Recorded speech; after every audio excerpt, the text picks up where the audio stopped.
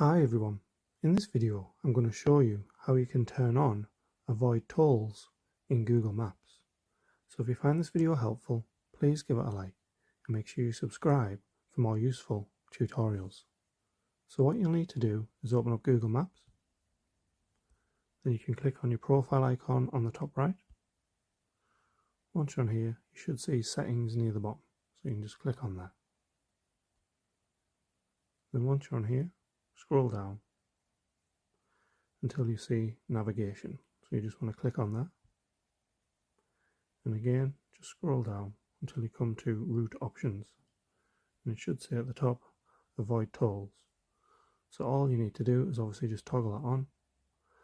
And anytime you put in into the map where you want to go, it should avoid tolls for you. Thanks for watching.